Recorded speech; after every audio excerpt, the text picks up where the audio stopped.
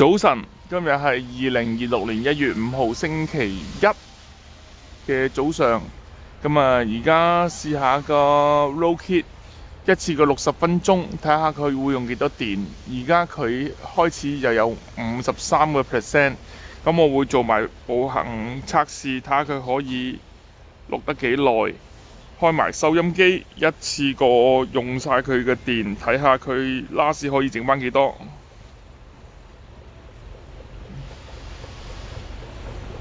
好，開埋收音機。好，而家出發。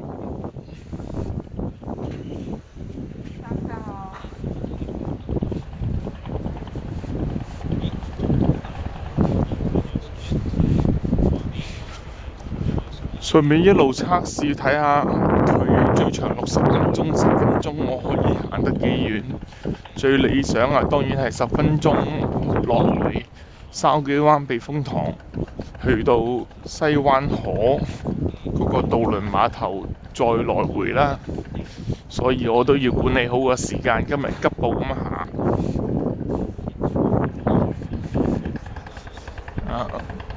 雖然話每日運動30分鐘，但係30分鐘都比較難搞。而家中間測試，因為我冇帶到銀包，淨係帶咗電話，所以佢頭先有個 message，即係話我銀包裏邊個八達通唔喺我身邊，咁呢個係正常嘅。繼續試緊個 Rokit，一路播住收音機。而家行咗1分鐘，大概2分鐘左右，電仲有48%。我估個電量都真係唔係捱得好耐。但係雖然佢唔係好耐，但係我就可以做埋條延長線，駁住個尿袋，咁我就可以一路用，一路拍，順便聽埋歌。咁當然唔係話你望乜嘢都可以拍啦，咁佢自己都有個燈話俾人知我喺度拍緊嘅。咁呢個就所謂嘅第一視角啦，即係我望邊度，佢就拍邊度。好多嘢都試過啦，係未試過10分鐘長拍啫。咁就又試下睇下佢效果啦。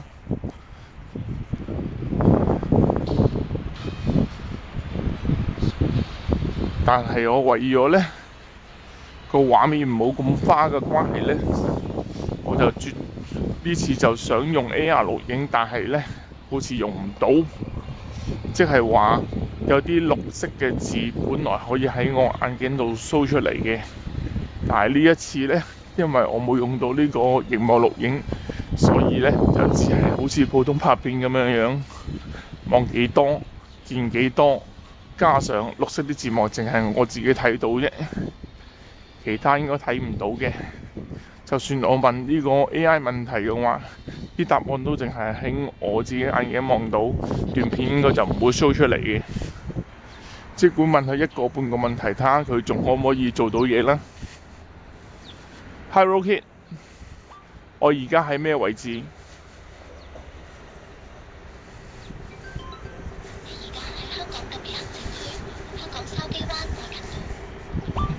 而家喺香港天氣如何？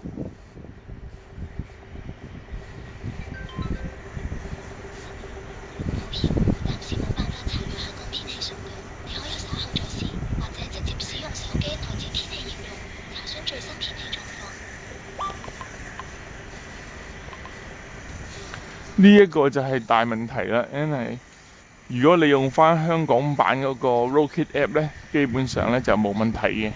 但係如果你用國行版，即係用內地版嗰個 App 嘅話呢，佢對香港嘅支援呢實在非常之低。但係國內版佢其他啲功能，例如翻譯或者喺大陸用大陸地圖，咁呢個功能就強大好多嘅。因為呢副嘢我覺得係喺大陸用人仔買，香港港幣呢就的確係比較貴，所以我繼續係用緊大陸版嘅 Apps。如果你用香港版嘅 Apps 唔係唔得，第一件事就要你鏟咗喺大陸版 Apps 裏邊嗰啲數據先，跟住再重設，重設完之後咧就配對翻香港嘅 Apps 咁就用到噶啦。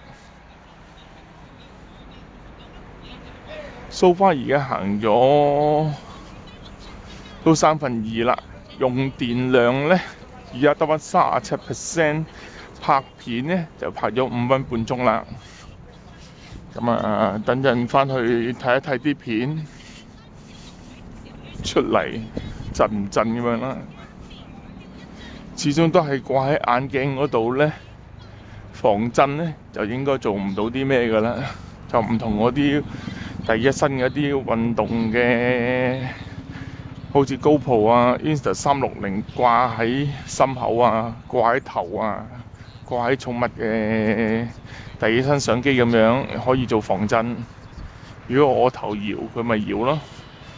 但係咧，呢副眼鏡都有個好處嘅，就係佢真係一副眼鏡咯。你最起碼你就算冇電嘅時間，咁如果你配咗度數嘅話，咁你係咪可以做翻近視啊、散光啊、老花啊嗰啲你自己 option， 你想加就一啲問題都冇嘅。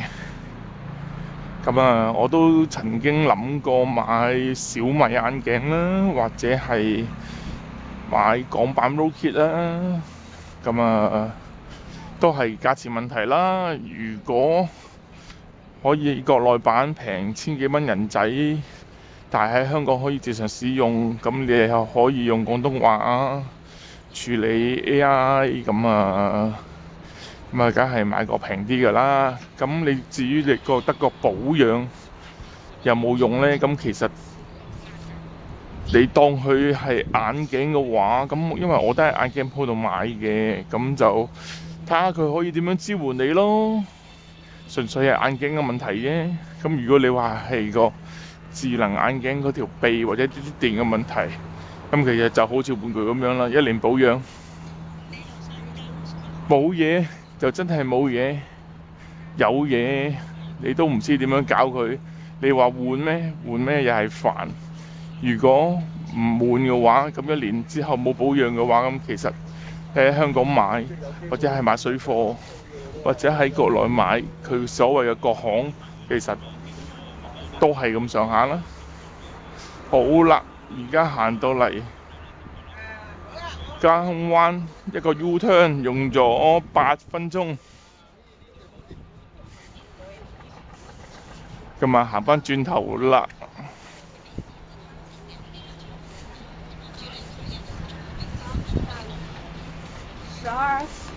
向住太陽呢，就睇唔到啲綠色字幕㗎啦，因為呢，睇睇先，你要校到好光，或者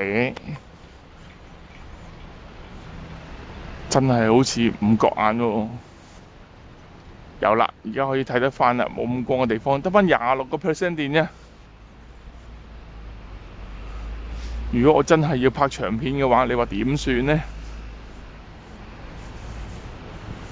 收音機嗰度原來彈出咗喎，就要等翻入先。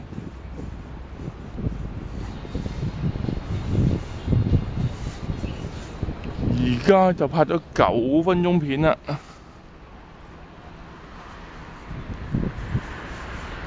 又睇下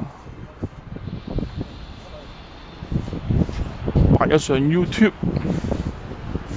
拍出嚟嘅片嘅效果又如何？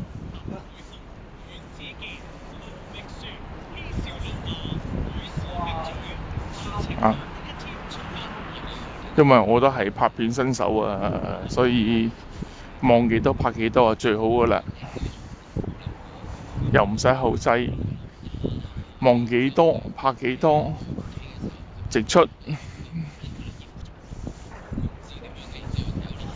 仲有30秒到，睇下仲可以拍得幾多，睇下佢10分鐘之後係咪即刻會咩都冇晒，係定係幫我分另外一段呢？